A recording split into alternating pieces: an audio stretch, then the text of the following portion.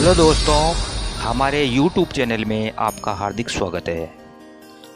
आज हम आपको एक सेठ और सेठानी की कहानी सुनाने जा रहे हैं जो इस प्रकार है।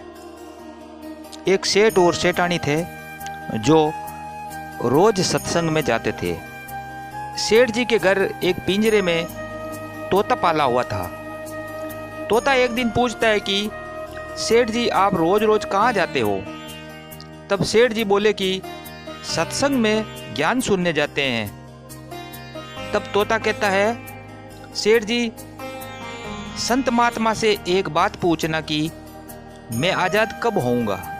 सेठ जी सत्संग खत्म होने के बाद संत से पूछते हैं कि महाराज, हमारे घर जो तोता है उसने पूछा है कि वो आज़ाद कब होगा। संत जी ऐसा सुनते ही बेहोश होकर गिर जाते हैं। सेठ जी संत की हालत देखकर चुपचाप वहां से निकल जाते हैं। घर आते ही तोता सेठ जी से पूछता है कि सेठ जी, संत ने क्या कहा? तब सेठ जी कहते हैं कि तेरी किस्मत ही खराब है, जो तेरी आज़ादी का पूछते ही वो बेहोश हो गए। तो तोता कहता है, कोई बात नहीं सेठ जी, मैं सब समझ गया। दूसरे दिन सेठ जी सत्संग में जाने लगते हैं।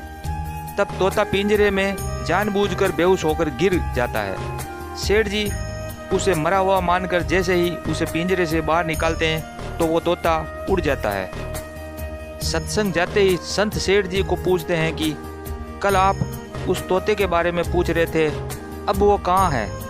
सेठ जी कहते हैं, हाँ महाराज, आज सुबह सुबह वो जानबूझकर बेहोश हो गया। मैंने देखा कि वो मर गया है, इसलिए मैंने उसे जैसे ही बाहर निकाला तो वो उड़ गया। तब संत ने सेठ जी से कहा कि देखो, तुम इतने समय से सत्संग सुनकर भी आज तक सांसारिक मोह माया के पिंजरे में फंसे हुए हो, और उस तोते को देखो, बिना सत्संग में आए मेरा एक इशारा समझकर आज़ाद हो गया। दोस्तों, इस कहानी से तात्पर्य यह है कि हम सत्संग में तो जाते हैं, ज्ञान की बातें करते हैं या सुनते भी हैं, पर हमारा मन हमेशा सांसारिक बातों में ही उलझा रहता है। सत्संग में भी हम सिर्फ उन बातों को पसंद करते हैं जिसमें हमारा स्वार्थ सिद्ध होता है, जबकि सत्संग जाकर हमें सत्य को स्वीकार कर सभी बातों को महत्व देना चाहिए, और जिस असत्य, झूठ और अहंकार को हम धारण किए हुए हैं उसे सांस के साथ मन से उतार कर सत्य को स्वीकार करना चाहिए।